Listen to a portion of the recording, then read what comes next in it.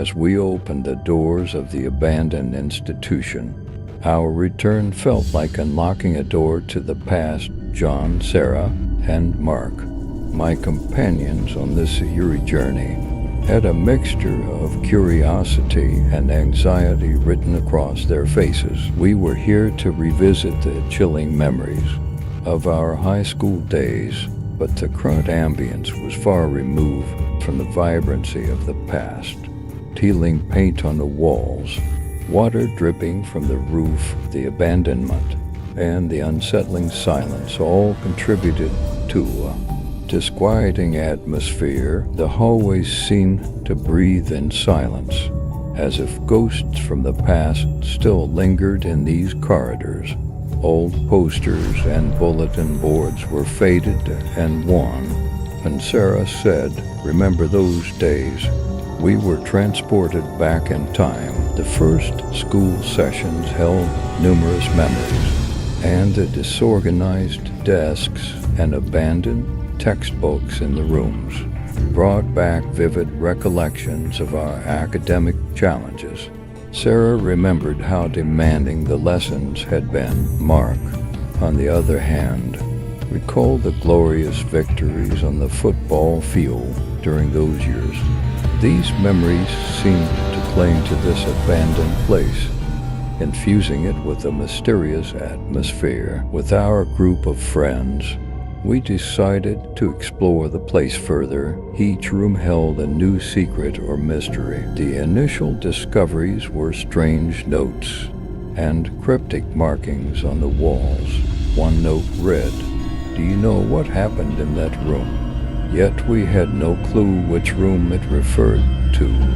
In another room, we found cryptic notes written inside textbooks, with warnings not to share these secrets with anyone. These notes and clues seemed to be like a roadmap to uncover the mysteries of the place's history.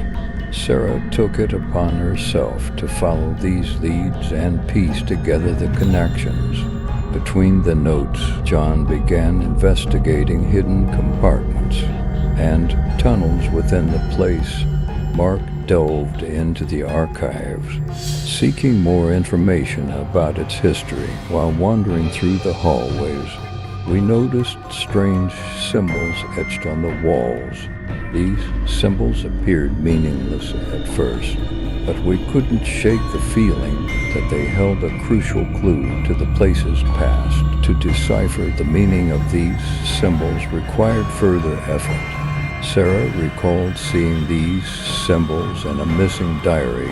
Finding that diary would potentially unlock the meaning behind these symbols. Mark believed that the symbols pointed to a student's secret diary. Finding that diary became a priority in our quest for answers. John, on the other hand, used computers to analyze the complexity of the symbols. These symbols seemed to be the key to shedding light on the dark history of the place. One night, we began hearing strange noises within the place. The creaking of doors, footsteps, and the sound of children's laughter disturbed our peace. A strange glow emanated from a corridor. I witnessed the source of the glow, a shadowy figure that didn't seem to notice us, but had eyes that flickered towards us, creating an eerie effect. The place's atmosphere grew chilling with each passing day. The ghostly figures approached, and a cold, haunting atmosphere enveloped us. John had an uncanny feeling of familiarity, but couldn't place who these figures were. Mark believed they were past inhabitants of the place. Sarah attempted to communicate with the figures, trying to understand why they had returned and what they wanted. These spectral figures moved silently through the place, each night bringing more fear and tension. We felt that they were somehow connected to the mysteries of the past. With the presence of the ghostly figures, the mysteries deepened. John suspected that these figures represented a tragedy from the past, Mark believed the figures were trying to convey messages and warn us about something. Sarah was convinced that the figures were part of a curse. Night after night, the ghostly figures reenacted tragic events from the past. These events seemed to reflect the pains and fears experienced by former inhabitants. Mark believed the figures were revealing the tragic fate of an individual. John thought the figures were seeking vengeance. Sarah believed they wanted to resolve the past's mysteries. The curse intensified each night as the ghostly figures grew more pronounced. Mark redoubled his efforts to decipher the symbols and messages, working tirelessly to understand their meaning. John continued to explore the rooms and hallways in search of answers.